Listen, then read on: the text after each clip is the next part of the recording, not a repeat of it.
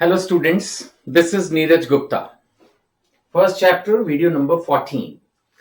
इस वीडियो में हम पढ़ रहे हैं कि अकाउंटिंग एक आर्ट है या नहीं, अकाउंटिंग एक साइंस है या नहीं।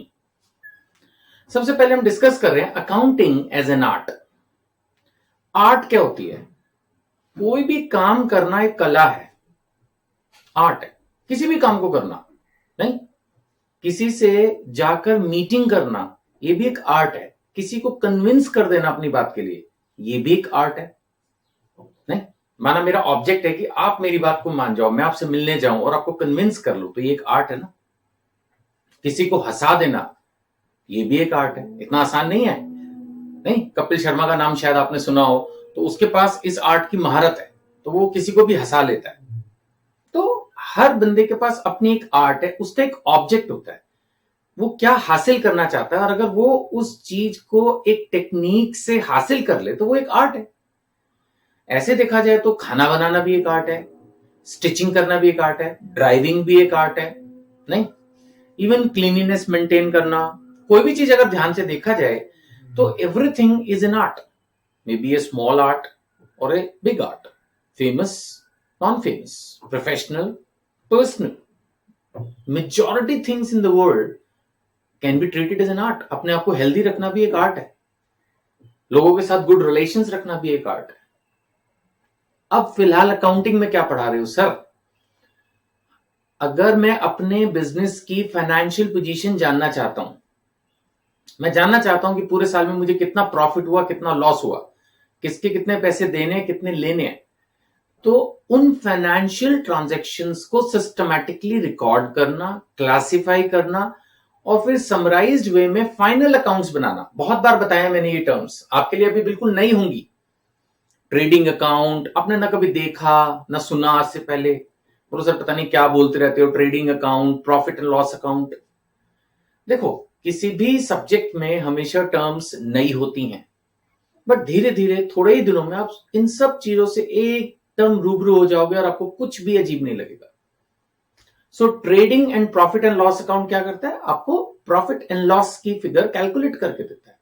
ऐसे बैलेंस शीट एक बनाते हैं, बैलेंस्ड शीट, बैलेंस शीट, जो कि आपकी एसेट्स क्या है, आपके पास संपत्ति, एसेट क्या है, बैंक बैलेंस कितना है, कैश बैलेंस कितना है, बिल्डिंग कौन सी है, लायबिलिटीज क्या है, लायबिलिटी का मतलब किसका पैसा देना है, उधारी क्या है, ये सब चीजों को कैलकुलेट करना चाहते हो तो ये एक आर्ट है। सो accounting is also an art.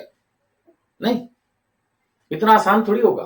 अगर सपोज मान के चलो आपकी 100 फैक्ट्रियां हैं, 1000 आपके शोरूम्स हैं, और आप जानना चाहते हो कि पूरे साल में आपने कितनी सेल्स की, टोटल सेल्स, कितना प्रॉफिट, कितना लॉस, क्या है आपकी फाइनेंशियल पोजीशन, तो ये इतना आसान तो नहीं है।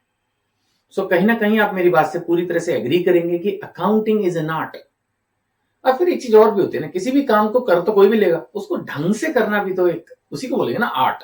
गाना गाने को आप मेरे को बोल दो, मैं भी गा लूंगा, बट शायद कान बंद कर लोगे आप, तो वो आर्ट मुझे नहीं आती। ठीक है ना, थोड़ी बहुत टीचिंग की एक आर्ट आती है, टीचिंग भी तो एक आर्ट है, हर किसी को पढ़ाना नहीं आता। तो हर चीज एक आर्ट है, तो उस आर्ट में महारत भी होनी चाहिए। तो अगर हम प्रॉपर रूल्स एंड रेगुलेशंस को फॉलो करते हुए सिस्टमैटिक अकाउंटिंग कर रहे हैं, then definitely it's an art. It's an art, it's a technique to know our financial position, to know our profits and losses for the year. यही मैंने notes की form में लिखा है, it's a technique to achieve desired results. ये तो एक general statement दी है आर्ट के बारे में, that it's a technique to achieve desired results. Desired results किस चीज के लिए? Knowledge about profits and loss and financial position.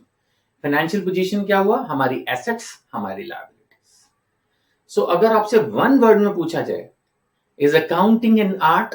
The answer is yes, it's an art.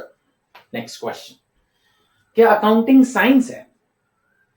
इसको बाद में डिस्कस करते हैं, पहले समझते हैं साइंस क्या है।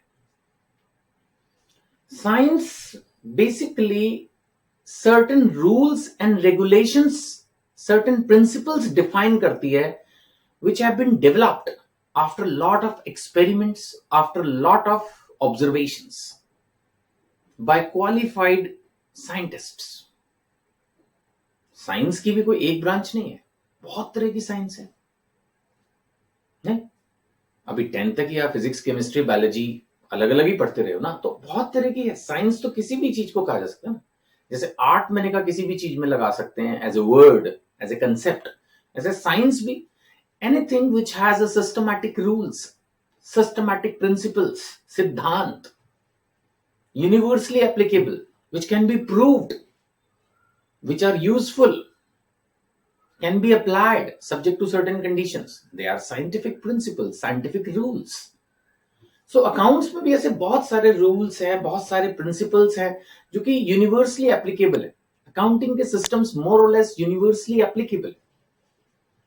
सो अकाउंटिंग उतनी एग्जैक्ट साइंस नहीं है। आपकी बुक में टीएस गरेवाल, जिसको मैं बेस लेकर आपको पढ़ा रहा हूं, उसमें इतना डिटेल में डिस्कशन नहीं दिया, लेकिन मैं भी उतना ज्यादा डिटेल में जाके एक लाइन जरूर इसमें ऐड करना चाहता हूं अपनी तरफ से, वो ये कि accounting is a science. Accounting is a science क्योंकि अकाउंटिंग में भी सर्टेन प्रिंसिपल्स हैं, रूल्स हैं, which are universally applicable. It's a systematic body of knowledge, but इतनी एग्जैक्ट साइंस नहीं है, just like rules of physics और केमिस्ट्री, इतना एग्जैक्ट नहीं है। Because some time to some extent accountant के पास हल्की हल्की एक फ्रीडम है कि वो थोड़ा बहुत अपने हिसाब से अपनी अकाउंटिंग, अपने बिजनेस ऑर्गेनाइजेशन के हिसाब से उसमें वेरिएशंस कर सकता है। बहुत माइनर मॉडिफिकेशंस पॉसिबल है, लाइक डेप्रिसिएशन है, प्रोविजन फॉर बेड डेट्स हैं, कुछ चीजों में कहीं ना कहीं थोड़ी सी एक रिलैक्सेशन सी है। साइंस बिल्कुल एग्जैक्ट होती है, जिसको हम प्योर साइंस बोलते हैं। So accounting is not an exact science, but still it is very close to a science. ठीक है ना। सो अगर आपसे आंसर यस और नो में पूछा जाए अकाउंटिंग इज अ साइंस, तो as per your book the answer is yes, accounting is a science. लेकिन अगर आपको लिखना हो descriptive answer, then you can mention that science is a systematic body of knowledge and it has certain rules and principles having universal application. And based on this, accounting is a science but not exact science. ठीक है, तो चलिए इस video में इतना ही। अब chapter बहुत finishing के नजदीक है, नेक्स्ट वीडियोस में और आगे बढ़ते हैं। Thank you.